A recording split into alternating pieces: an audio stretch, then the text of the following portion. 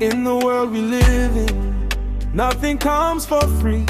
For pleasure and for riches, there is always a cost. Clubs have their entrance, games demand their pay. But on the hill of Calvary, love made another way.